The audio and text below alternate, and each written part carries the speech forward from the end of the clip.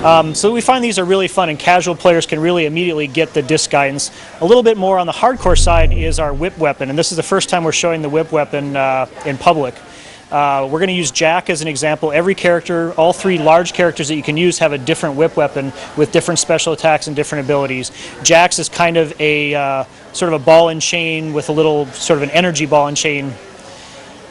In this case, it's kind of like a melee weapon, so you can use the wand controller to move your arm pretty much in any direction you want as quickly as you want, and the whip will follow. So, you know, a lot of people say waggling is a problem, but in this case, it's actually a valid strategy. If you're willing to expend the energy to just go completely crazy with the wand controller, your character will match that on screen, and you'll actually do a lot of damage to your enemies.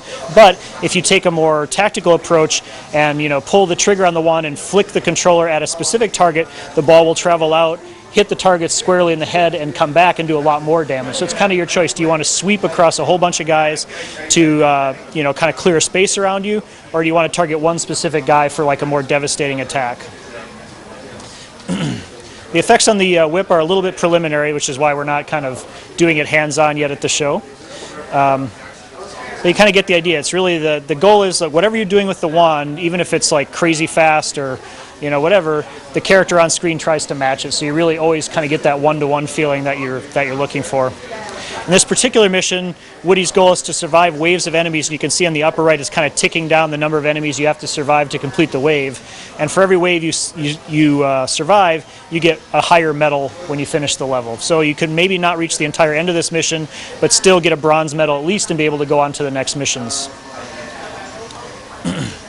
And in keeping with the franchise, there's a lot of destructibility, a lot of hidden objects.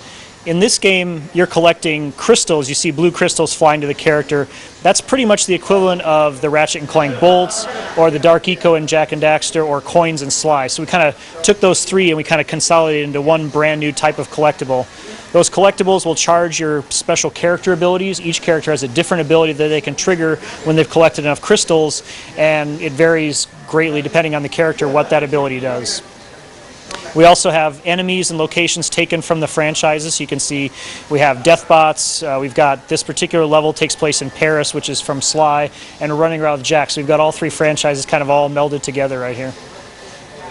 Lots of physics, lots of destructibility, and every time you destroy something, that's actually earning you more crystals. So crystals are driving your score, driving your chargeable abilities. You've also got a shield that you can use when you have incoming projectile attacks on your move button. So it's a pretty involved melee system and whip system. Definitely, you know, it's trying to bring in the casual gamers as well as the more hardcore gamers that are looking for a more in-depth challenge. So he survived 2 waves. He's got the silver medal in the bag. Now he just has to navigate through this little house, pick up some health on the way, and finish the last wave. So those are 2 levels from PlayStation Move Heroes.